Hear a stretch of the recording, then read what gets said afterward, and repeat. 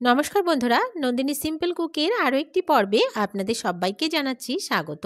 সন্ধে হলেই আমাদের একটু টেস্টি টেস্টি কিছু খেতে বা বানাতে মন চায়, তবে সেটা যদি বাড়িতে তৈরি করে নেওয়া হয় তাহলে কিন্তু মন্দ হয় না। আজকে তেমনই একটি চটপটা স্ন্যাক্স রেসিপি শেয়ার করলাম। আশা করছি আপনাদের ভীষণ ভালো লাগবে। পুরো ভিডিওটা দেখার অনুরোধ রইল বন্ধুরা। তাহলে দেরি না করে চলুন রেসিপিটা দেখে নেওয়া যাক। আজকের এই রেসিপিটি তৈরি করার জন্য প্রথমে এদিকে একটা মিক্সি জারে আমি নিয়ে নিচ্ছি 1 কাপ মটরশুঁটি। আমি মটরশুঁটিটাকে আগে থেকে ধুয়ে পরিষ্কার করে নিয়েছি।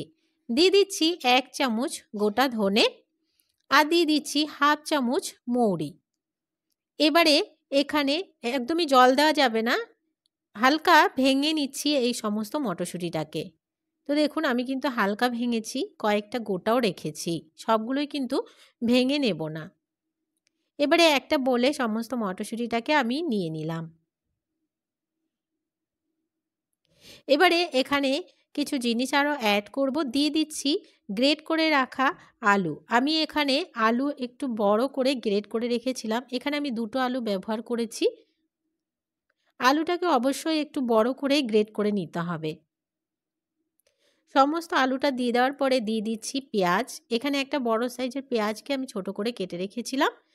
দিয়ে দিচ্ছি একটা গাজর। গাজরটাও আমি বড় করে একটু গ্রেট করে নিয়েছি। দিয়ে দিচ্ছি 1 থেকে 1.5 চামচ মতো গ্রেট করে রাখা আদা। দিয়ে দিচ্ছি 1 চামচ মতো গ্রেট করে রাখা রসুন।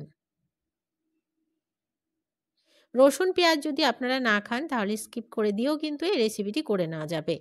এবারে দিয়ে দিচ্ছি কাঁচা লঙ্কা। এখানে আমি 2টো কাঁচা লঙ্কা দিয়েছি, ব্যবহার করেছি। এবারে দিয়ে দিচ্ছি পরিমাণ মতো লবণ।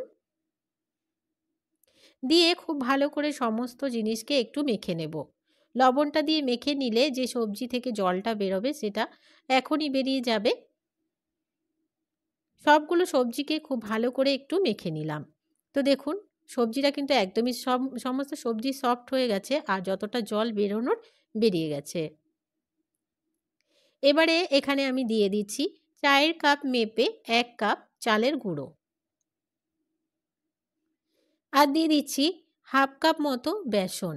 তবে এখানে আমি হাফ কাপ এখনই পুরোটা দেব না, যদি প্রয়োজন হয় তবে আমি পুরোটা ব্যবহার করব। কিছুটা দিলাম আর কিছুটা আমি রেখে দিচ্ছি। এবারে একটু মেখে নিচ্ছি। এখানে আমি আর কোনো রকমের জল ব্যবহার করব না, যেহেতু সবজি থেকে প্রচণ্ড জল বেরিয়েছে, তো আর কোনো রকম এখানে জলের প্রয়োজন হবে না। খুব ভালো করে মেখে নেওয়ার আগে এখানে আমি আরও কিছু জিনিস অ্যাড করছি। দিয়ে দিচ্ছি হাফ চামচ জোয়ান। দিয়ে দিচ্ছি 1 চামচ মতো চিলি ফ্লেক্স। দিয়ে দিচ্ছি হাফ চামচ হলুদের গুঁড়ো। আর দিয়ে দেব হাফ চামচ থেকে একটু কম গোলমরিচের গুঁড়ো।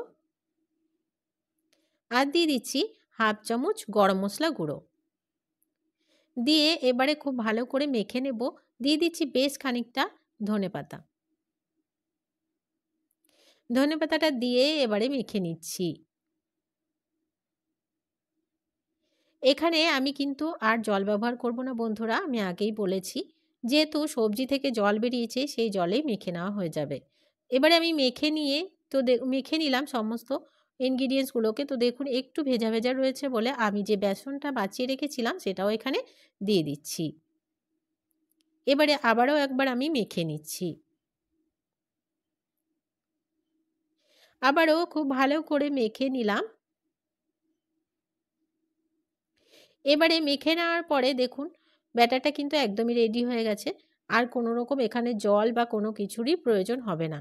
চামচ থেকে দেখুন একদমই আস্তে পড়ছে, মানেই বুঝে নিতে হবে যে মেখে নেওয়া একদমই কমপ্লিট। আর রেস্টে রাখা যাবে না, তাহলে আরও জল বেরিয়ে যাবে সবজি থেকে। এবারে এদিকে তেল গরম হতে দিয়ে দিয়েছি আর হাতের সাহায্যে গোল গোল শেপ দিয়ে আমি তৈরি করে নিচ্ছি। একসাথে আমি বেশ খানিকটা কয়েকটা দিয়ে দিলাম। এবারে উল্টে পাল্টে দুপাশটাকে একটু গোল্ডেন ব্রাউন করে ভেজে নেব। যেহেতু চালের গুঁড়ো ব্যবহার করা হয়েছে এগুলো ভীষণ ক্রিস্পি হয় আর খেতেও দারুণ টেস্ট হয়। একবার হলেও ট্রাই করে দেখতে পারেন। তো বন্ধুরা দেখুন এগুলো খুব ভালোভাবে গোল্ডেন ব্রাউন করে ভেজে নিলাম। এগুলো নামিয়ে নিচ্ছি। এগুলো একদমই ক্রিস্পি করে নিয়ে ভেজে নিয়েছি। এবারে নামিয়ে নিয়ে বাকি আরও যেগুলো আছে সেগুলোকেও আমি সেমভাবে ভেজে নিচ্ছি।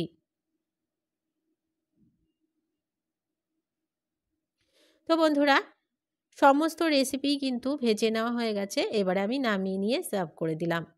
এই রেসিপিটি সন্ধ্যেবেলা চায়ের সাথে জাস্ট জমে যাবে এই শীতের দিনে। যতদিন পর্যন্ত এই শীতের মরশুমে মটরশুঁটি পাওয়া যায় ততদিনই কিন্তু এই রেসিপিগুলো বানিয়ে নিয়ে খেতে পারেন। আশা করছি ভালো লাগবে। আজকের রেসিপি ভালো লাগলে একটা লাইক করার অনুরোধ রইল, অনেক অনেক শেয়ার করে দেওয়ার অনুরোধ রইল। নতুন বন্ধু আমার চ্যানেলে যদি নতুন এসে থাকেন, আমার চ্যানেলটিকে সাবস্ক্রাইব করে পাশে থাকা বেল আইকনটাকে প্রেস করে অল বাটনে ক্লিক করতে ভুলবেন না, এ ধরনের রান্নার নোটিফিকেশনগুলো সবার আগে আপনাদের কাছে পৌঁছে যাওয়ার জন্য। আর আজকের রেসিপিটি কেমন লাগলো কমেন্টস বক্সে কিন্তু জানাতে ভুলবেন না বন্ধুরা। আমি একটা ভেঙে দেখিয়ে দিচ্ছি যে কতটা ক্রিস্পি হয়েছে, দেখে বুঝতেই পারছেন।